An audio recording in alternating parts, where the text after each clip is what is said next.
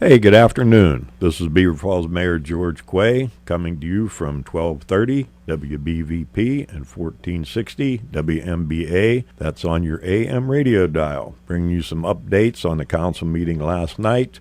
My note writer and organizer, Bethany Williams, has gone to a convention for community development and did not do my notes today, so we'll see how this all works out.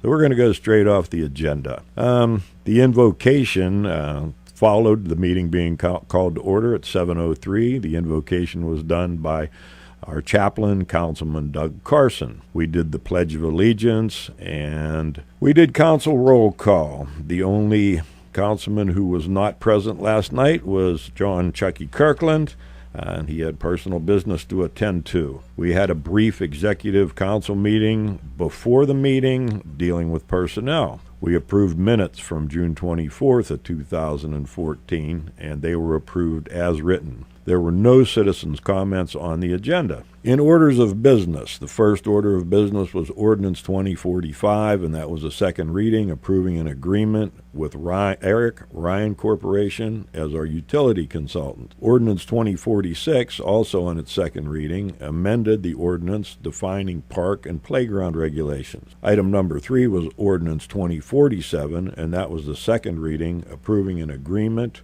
with the Beaver County Housing Authority and the Beaver Falls Police for services from the police force on the public housing, and we are given $49,000 by the county to do that.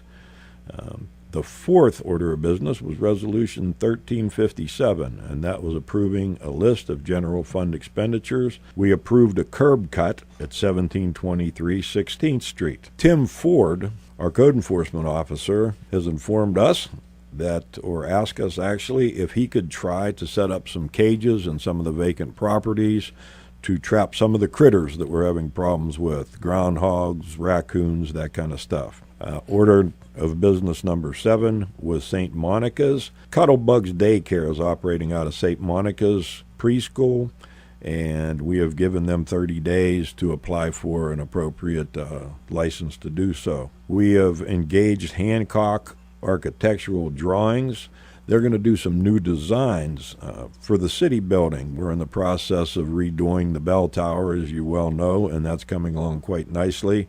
But as we are doing that, we are also going to look at some designs for the planters and the flora and fauna outside the city building. We had to reschedule the November and December meetings in order to work in all the different orders of business we need to act upon to finish up the year. And additionally, we had to jockey around some of the holidays. We have Christmas and Thanksgiving and what have you in there.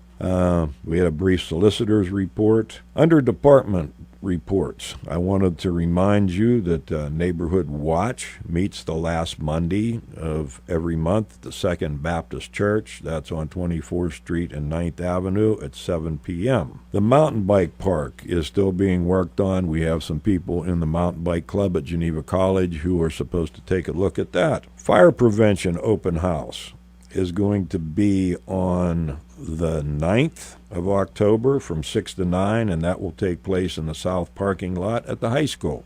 We have a drug take-back program that will take place on the 27th. That is this Saturday in the parking lot at ESB near the police station, and that's always a very popular thing. We've done very well with that. Additionally, if you come into the city building, there is a container that sits near the tax office and my office where you can bring in prescription medicine anytime and drop it in there for disposal. There's a building coming down. Currently it's down and they're cleaning up. That's next to Orham's Donuts between 14th and 15th Street. The 11th Street access to the river is kind of on hold. We're working to see if we can work with the railroad to get access through that tunnel. However, we are also at the same time working on a lower access to the water, and that's down by the water treatment plant across from, right now it's Ron Lewis Ford.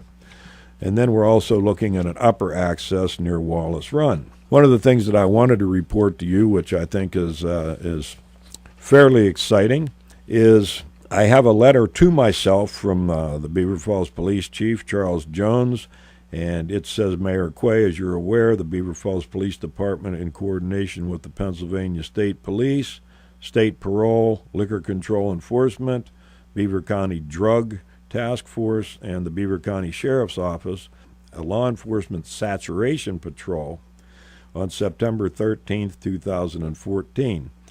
That was from 1,800 hours to 200 hours. The detail was a huge success based upon public response and the following statistics. We had 2 criminal arrests for hindering apprehension.